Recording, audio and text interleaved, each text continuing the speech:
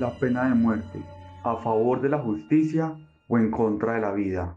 La pena de muerte es un castigo establecido tras el dictamen de un juez o autoridad competente y consiste en quitarle la vida a una persona que haya cometido un delito grave o al incumplir la ley, siendo un dilema moral que ha perdurado en la humanidad. Elegimos este fenómeno social para demostrar la importancia de la justicia en nuestra sociedad contemporánea y el valor que le encontramos a la vida por medio del respeto hacia los derechos humanos y el reconocimiento del otro en nuestro sentido de vida.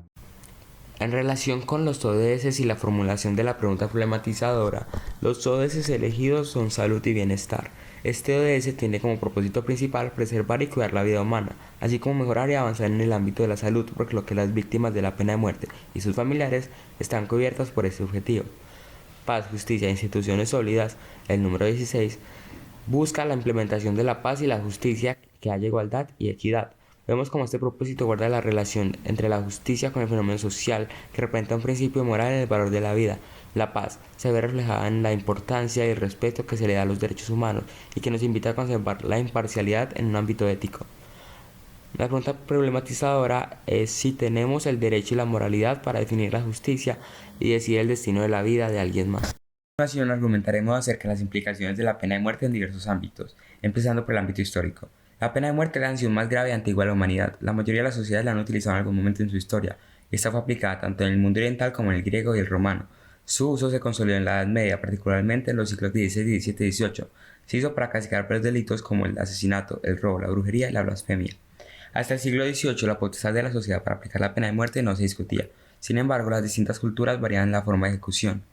Los delitos merecedores de la pena capital, la discriminación entre ciudadanos libres y esclavos en cuanto a su aplicación, los atenuantes o agravantes contemplados, etc.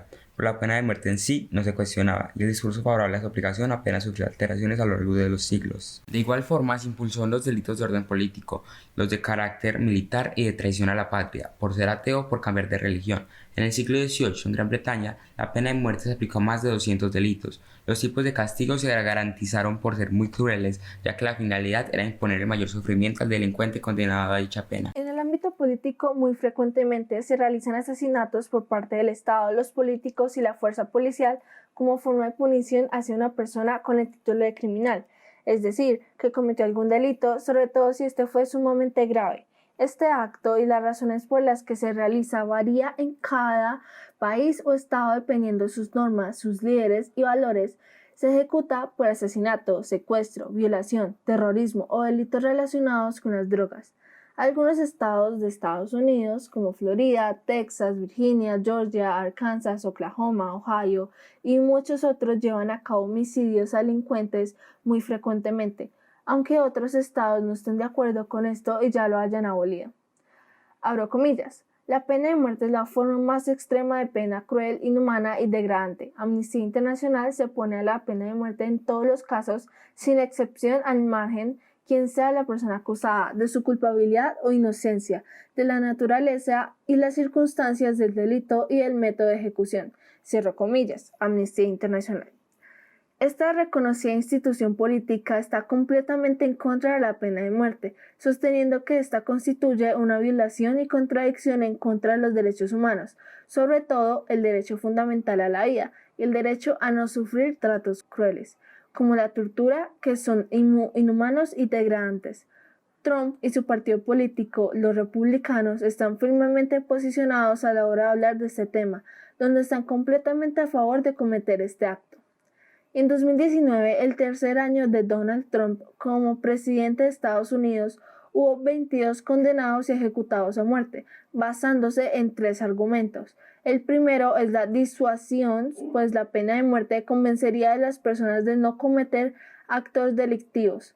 El segundo argumento es el económico, pues el costo de esta ejecución es menor que el de otros castigos. El tercer y último argumento es filosófico y ético. Según este punto de vista, la condena a muerte es un castigo que debe de imponerse como consecuencia de un acto criminal, como un acto de retribución a la sociedad por el daño que este delito cometió. A continuación, se va a ver el ámbito religioso. El catolicismo no acepta actualmente la pena de muerte como forma de obtener justicia, tras la modificación de su catecismo en agosto del 2018. Abro comillas. A partir de ahora, quien esté a favor de la pena de muerte está claramente en contra de lo que la Iglesia enseña. Cierro comillas. Resume el vaticanista brasileño Felipe Domínguez. La posición de la Iglesia contraria a la pena de muerte ya es antigua en la tradición. El problema es que había la idea de que la pena de muerte estaba dentro de las legislaciones nacionales, y la Iglesia no podía entrometerse en las opciones políticas de cada país. Fue el Papa Pablo VI en 1969 quien quitó el estatuto de la pena capital de la legislación del Vaticano. En el pasado, sin embargo, la Iglesia Católica también condenó a las personas a la muerte. Y no solo en la época medieval con las famosas persecuciones del Tribunal de la Santa Inquisición, que eran en el siglo XIII, y condenaba a aquellos que no profesasen la fe católica o representasen amenazas a las doctrinas. Cada 10 de octubre se celebra el Día Mundial contra la Pena de Muerte, por lo que anualmente en esa fecha se dedica un tema en relación a cómo abolir dicho castigo. Testimonios. Estos son algunos casos de personas que han sido condenadas a muerte y eran inocentes. George Stinney Jr., la persona más joven de Estados Unidos condenada a la pena de muerte, fue enviado a la silla eléctrica con 14 años y 70 años después fue declarado inocente. Carlos de Luna fue acusado de asesinato con 27 años y condenado a morir por inyección letal. El verdadero culpable, Carlos Hernández, se libró de la condena por el gran parecido de ambos. La inocencia de Luna salió a la luz 4 años después de su muerte. John Ray Conner, acusado de asesinato, fue señalado por varios testigos que lo vieron correr rápidamente tras el ataque. John tenía dificultades para caminar y pese a ello fue ejecutado. Odell Barnes fue acusado de asesinato y condenado a morir por inyección letal. No se realizaron investigaciones por el bajo presupuesto de la Oficina del Defensor Público del Condado de Wichita. Lena Blaker se le acusó del asesinato de su jefe y fue condenada a muerte cuando en realidad fue en defensa propia cuando su superior le estaba amenazando con una pistola. Ahora vamos a ver las causas. La mayoría de las causas por las que se hace la pena de muerte, también causas injustas en diferentes países, son los actos homosexuales, incluso realizados en privado, como en Irán, Arabia Saudí, Yemen, Mauritania y Somalia; el adulterio, como en Arabia Saudí, Irán y Afganistán; el abandono del Islam, como Afganistán, Irán, Yemen, Mauritania, Pakistán, Qatar, Arabia Saudí y Somalia; la blasfemia y la brujería, como en Arabia Saudí. El objetivo final, el de un mundo libre de la pena de muerte, cada vez está más cerca. Sin embargo, queda trabajo por hacer, ya que existen penas de muerte registradas, por lo cual no se puede conocer su verdadera magnitud. Ahora procederemos a visualizar el cortometraje. Elizabeth Díaz entró al noticiero MTN como en un día normal de trabajo.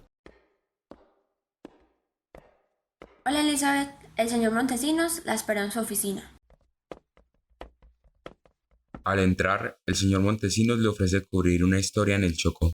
Elizabeth, necesito que te dirijas al Chocó para documentar sobre una entidad financiada por la empresa que está ayudando a personas con escasos recursos y que están viviendo una situación trágica. Elizabeth sale del edificio dudosa por si cubrirá esta importante historia. Un taxi se acerca y ella se monta directo a su casa. Ahí va Elizabeth, recordando la carta que le dejó su padre antes de morir. Su padre había sido condenado en el Chocó a la pena de muerte, juicio del que años después se probaría su inocencia. Cuando Elizabeth llega a su casa, se dirige a su habitación, se sienta en su cama y abre el cajón del lado. En medio de sus sollozos ve una carta que no se atreve a abrir. Luego se recuesta en su cama y se duerme.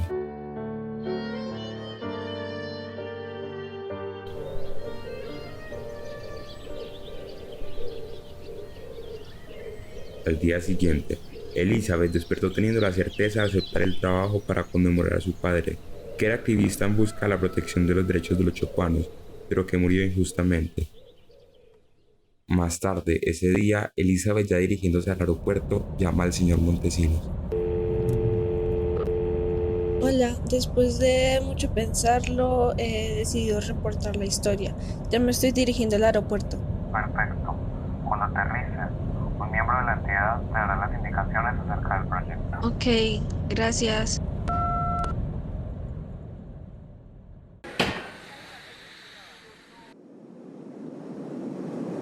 Mientras Elizabeth va en el avión, todavía sigue pensativa acerca del trabajo.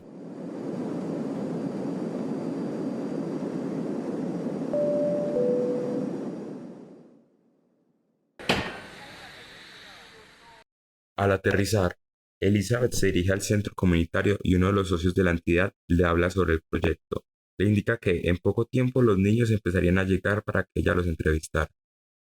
Buenos días, Elizabeth. Soy uno de los socios de este proyecto y estaré acompañándote a lo largo del reportaje. Sí, primero empieza contándome sobre el proyecto y cómo consiguieron las donaciones. Esto fue posible gracias a las donaciones que recogimos de las personas alrededor de Latinoamérica y tenemos como objetivo ayudarle a estos niños y darles comida y ropa. Suena estupendo. Continuaré entrevistando a los niños.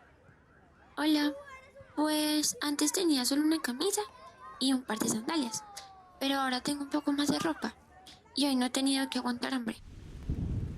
Al final del día, Elizabeth se dirigió a su cabaña para continuar redactando la historia. Inesperadamente recibió una llamada de la aerolínea que debido a las fuertes tormentas pospondría el regreso de Elizabeth a Medellín durante 3 días.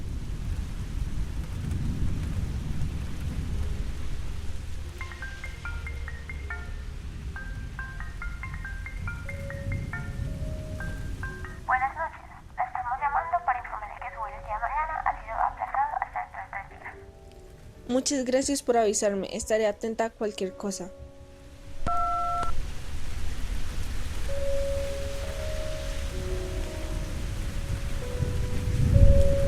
Elizabeth estaba emocionada por convivir más tiempo con la comunidad chocana.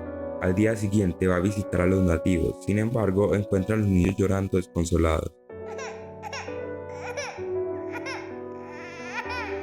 ¿Por qué están llorando? ¿Qué pasa?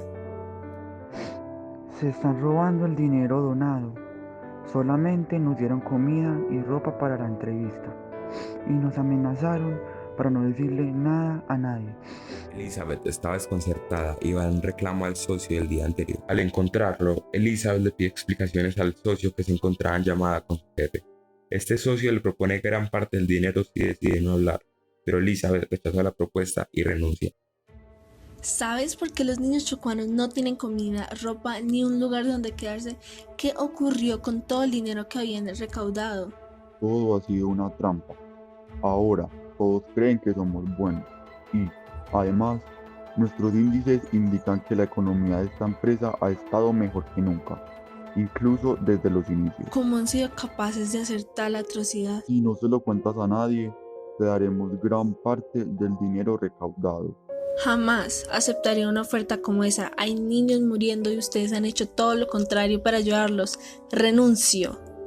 Conmocionada por la situación, Elizabeth decide contactar a unos ex compañeros del trabajo, Alex, que ahora desempeñaba su labor en un noticiero de gran reconocimiento a nivel mundial, que poseía contactos con diferentes organizaciones y organismos de control. Alex acepta mostrar el caso en el noticiero para desmantelar a MTN y al centro comunitario.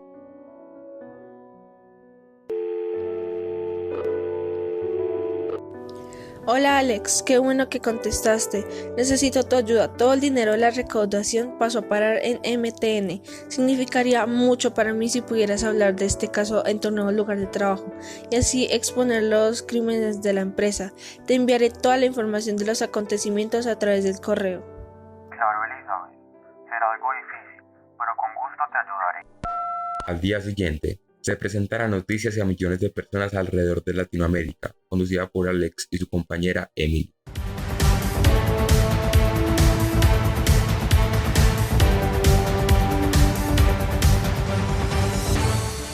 Buenas tardes, es la hora de las noticias del mediodía. Gracias por estar con nosotros. Desde el Chocó nos ha llegado una historia acerca de la atrocidad que ocurrió en una entidad benéfica junto a MTN, un prestigioso noticiero. Siendo financiados por el noticiero, los socios de la entidad benéfica se habían comprometido a apoyar y mejorar la calidad de los nativos chocuanos. Pero la trágica realidad detrás de esto era que sus fines se basaban únicamente en el lucro.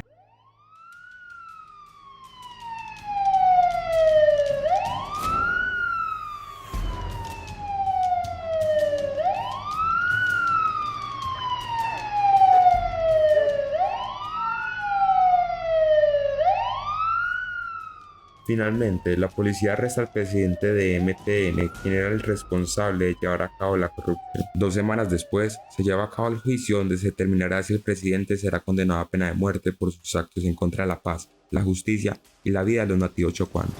Señorita Díaz, por favor suba al estrado. Damas y caballeros, debido a la crisis que compromete los derechos de los niños y representa las consecuencias de una realidad dominada por la ambición y el bienestar personal, nos encontramos aquí hoy. El señor Montesinos ha sido el autor de la propagación de corrupción y criminalidad en nuestra tierra, siendo responsable de violencia y sufrimiento en contra de las personas más vulnerables de nuestra sociedad, los niños, y por ello debe pagar sus consecuencias. Sin embargo, pensamos erradicar este tipo de crímenes haciendo uso de la violencia, el terror y la inhumanidad. ¿Tenemos derecho a decidir sobre su vida? ¿No es aquello la máxima expresión de venganza y odio? Vean a nuestro alrededor, estamos generando dolor como medicina y confundiendo la justicia con rencor. Hemos transformado el sentido de trascendencia hacia la barbarie y ahora nuestro mundo vive en constante remordimiento. ¿Acaso creen que su muerte solucionará la incertidumbre de la comunidad? No vuelvan a cometer el mismo error. El presidente fue condenado a 30 años de prisión. Después del juicio, Elizabeth regresa a su casa y decide, después de 15 años, abrir y leer la carta que su padre le dejó antes de fallecer. Y en la inmensa lluvia reposabas, significando calidez, siendo el retorno de la luz. Aunque ellos deseen arrebatártelo, nunca lo pierdas, nunca pierdas tu humanidad, tu sabiduría, tu libertad, nunca pierdas aquellos que te diferencian, no pierdas tu ilustración, porque ellos no lo entienden, no comprenden la súbita pureza, están inmersos en el desliz de la justicia para alcanzar una utopía de control absoluto. No sientas temor, no sufras, jamás estarás sola. La verdadera soledad es olvidar, carecer de esencia y misterio, pero tú reconoces la virtud de vivir, la conciencia de estar vivo y encontrar un sentido, porque nuestro destino yace en la empatía, en la compasión, en ayudar a otros, en velar por sus derechos. Cuando observes la luna, recuerda tu propósito. Yo estaré extendiéndote mi amor y luz para guiarte. Con sus ahorros, Elizabeth decide construir un centro comunitario en beneficio de los niños del Chocó, esta vez sin corrupción. ¿Es aquello el susurro del mundo exclamando justicia? Quizás no se ha percatado de las voces en la penumbra, voces agrietadas porque el terror las consume, voces que ruegan para que el rencor y la venganza cesen, porque en medio del ocaso el tumulto aclama la vida, pero la guillotina incrusta miedo, miedo hacia la muerte, miedo a encontrar un sentido, ansias de poder e ímpetu de potestad. Y en las más remotas planicies se encontraba aquel sendero arcano, remarcando las huellas de un corazón colmado en remordimiento, perdido en una intrigante justicia fragmentada en la violencia. Pero ya era demasiado tarde, pues era irreversible. Cuando reconocieron las voces, la moralidad y la confianza se habían esfumado. Las masacres continuaban, la desigualdad persistía, la violencia seguía acechando. Se pensaba erradicar el mal con terror y muerte. El derecho a la vida servía como intercambio.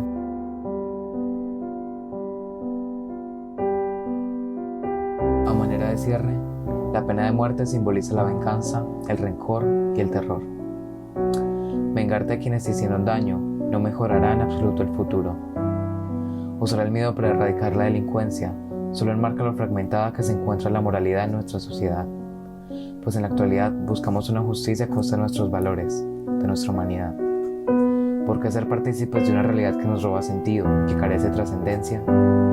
¿Acaso es la falta de empatía la que no nos permite ponernos en el pensamiento y lugar de la persona que será ejecutada? ¿Hasta qué punto pensamos afirmar que el óbito arreglará nuestra sociedad? La pena de muerte provoca en nosotros una obsesión por lo terrenal, por el mundo visible. Nos arrebata sabiduría y razón. nos impide encontrar un sentido de muerte, por lo que solo dándole propósito a nuestras acciones por medio del mundo inteligible que desarrolla nuestras ideas y nuestra conciencia, podremos vivir la ética en nuestro contexto contemporáneo. Proponemos un sentido de vida desde el reconocimiento por el otro, desde la empatía y compasión, que nos permita vivir en una comunidad llena de sentido.